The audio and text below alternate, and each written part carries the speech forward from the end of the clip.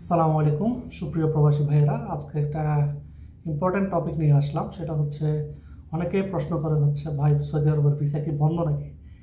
সে বিষয়ে আমি যদি বলতে চাই, আমাদের সাইদ ইন্টারন্যাশনাল থেকে যদি আমি বলতে চাই, সেক্ষেত্রে হচ্ছে একটা জিনিস অবশ্যই মনে রাখবেন। সৌদি আরবে যদি কোনো প্রকার ভিসা বন্ধ হয়, সেটা অবশ্যই সৌদি আরবের যে বড় বড় নিউজ পোর্টালগুলো আছে, যেমন সৌদি গ্যাজেট প্লাস হচ্ছে সৌদি প্রেস এজেন্সি, এই ধরনের বড় বড় যে ওয়েবসাইটগুলো আছে সেগুলোতে অ্যানাউন্স করে দেওয়া থাকে। ঠিক আছে, যেহেতু এ ধরনের বড় বড় ইয়াগুলো থেকে, নিউজ পোর্টালগুলো থেকে কোনো প্রকার অ্যানাউন্স আসে নাই, সেক্ষেত্রে আমরা বলতে পারি নির্ভয়ে সেটা হচ্ছে সৌদি গভর্নমেন্ট থেকে এ ধরনের কোনো প্রকার অ্যানাউন্স আসেনি।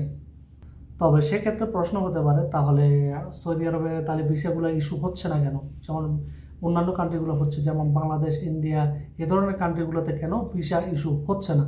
সেক্ষেত্রে আমি বলতে চাই, এরকম কিন্তু আরও অনেক আগে হয়েছে। সিস্টেমজনিত কোনো সমস্যা থাকতে পারে, আশা করতেছি সেটা খুব জলদি ফিক্সড হয়ে যাবে।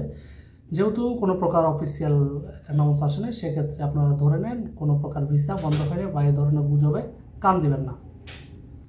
এরপর আসি একটা গুরুত্বপূর্ণ টপিক, সেটা হচ্ছে জেয়ারা ভিসা। ঠিক আছে, জেয়ারা ভিসা হচ্ছে কবে খুলবে বা কবে কি শুরু হবে, এই ধরনের আমাদের ফরহামেশায় বিভিন্ন কোয়েশ্চেন আসে। সেক্ষেত্রে আমি বলতে চাই, জেয়ারা ভিসা হচ্ছে আপনার আবেদন শুরু হবে হচ্ছে 11 জুন থেকে। আমি আবার বলতে চাই, আশা করতেছি 11 জুন থেকে যে জেয়ারা ভিসার আবেদনটা সেটা শুরু হয়ে যাবে। আর ভিসা স্ট্যাম্পিংয়ের যে বিষয়টা, সেটা 15 তারিখ থেকে স্টার্ট হবে বলে আশা করা যায়।